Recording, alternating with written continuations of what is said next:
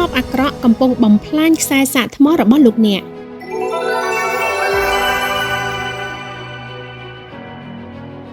ខ្សែសាកថ្មគឺជាឧបករណ៍តូចមួយដែលយើងប្រើរាល់ថ្ងៃប៉ុន្តែភាគច្រើនមិនសូវយកចិត្តទុកដាក់យើងនឹកឃើញវាតែពេលត្រូវសាកថ្មឬពេលដែលវាខូចប៉ុណ្ណោះតាមពិតទម្លាប់ប្រើខុសៗរបស់យើងគឺជាមូលហេតុធំដែលធ្វើឲ្យវាខូចញឹកញាប់អ្នកជំនាញនៅសាកលវិទ្យាល័យ University of Maryland បានសិក្សាខ្សែសាកថ្មយ៉ាងលម្អិតដោយសាកល្បងទាញបត់ដោតដករាប់ពាន់ដងនិងវិភាគការខូចខាតលទ្ធផលបង្ហាញថាខ្សែសាកមិនខូចដោយសាររុំខុសនោះទេដោយដែលមនុស្សជាច្រើនគិតអ្នកជំនាញបញ្ជាក់ថាអ្នកអាចរុំខ្សែតាមរបៀបណាក៏បានបើមិនបត់ខ្លាំងឬក៏ទាញខុសចំណុចកន្លែងដែលខ្សែខូចញឹកញាប់បំផុតបញ្ហាពិតប្រាកដដែលកើតឡើងនោះគឺចំណុចភ្ជាប់រវាងខ្សែនិងក្បាលដោតព្រោះពេលប្រើប្រាស់កន្លែងនេះទទួលសម្ពាធនឹងការបត់ជានិច្ចបើប្រៀបធៀបដូចក្រដាសដែកបើសិនជាយើងបត់នៅកន្លែងដដែលវានឹងចាប់ផ្ដើមប្រេះហើយបាក់នៅចុងក្រោយទម្លាប់អាក្រក់ដែលធ្វើឲ្យខ្សែខូចគឺការទាញខ្សែដើម្បីដកដោតមិនកាន់ក្បាលវាបត់ខ្សែខ្លាំងពេលប្រើ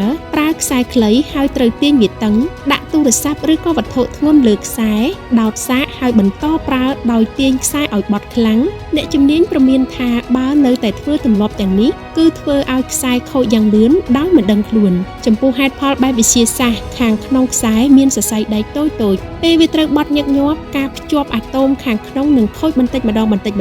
ដូចជាក្រដាសដែលបត់ជារឿយៗរហូតដល់បាក់របៀបប្រើឲ្យត្រឹមត្រូវគឺគ្រាន់តែកាន់ក្បាលដោតពេលដកចេញជៀសវាងបត់ខ្សែខ្លាំងកុំទាញខ្សែឲ្យតឹងប្រើខ្សែប្រវែងសមរម្យកុំដាក់ទូរស័ព្ទទ្រាប់លើខ្សែជម្រើសដែលល្អជាងគឺត្រូវប្រើខ្សែប្រភេទ branded cable ជាខ្សែត្បាញដែលមានស្រទាប់ក្រណាត់ឬនីឡុងគ្របខាងក្រៅដែលធ្វើឲ្យរឹងមាំនិងធន់ជាងខ្សែផ្លាស្ទិក branded cable គឺជាខ្សែសាកឬក៏ខ្សែទិន្នន័យដែលមានស្រទាប់ខាងក្រៅធ្វើពីសរសៃក្រណាត់ឬសំណាញ់នីឡុងត្បាញជុំវិញខ្សែខាងក្នុងគឺវារឹងមាំជាខ្សែធម្មតាមិនងាយបែកឬក៏រហែកទ្រាំការបត់និងការទាញបានល្អហើយអាយុកាលប្រើប្រាស់ក៏យូរជាងឧទាហរណ៍លោកអ្នកអាចឃើញខ្សែប្រភេទនេះគឺជាខ្សែសាកទូរស័ព្ទថ្មីដូចជា iPhone ឬក៏ Android ខ្សែ USB លំដាប់ខ្ពស់ខ្សែសាកល្បងល្បឿនលឿនឬហៅថា fast charging cable សារៈសំខាន់ចុងក្រោយខ្សែសាកថ្មគឺជាឧបករណ៍សាមញ្ញប៉ុន្តែសំខាន់ណាស់វាមិនសូវទាក់ទាញភ្នែកប៉ុន្តែបើថែរក្សាមិនត្រឹមត្រូវ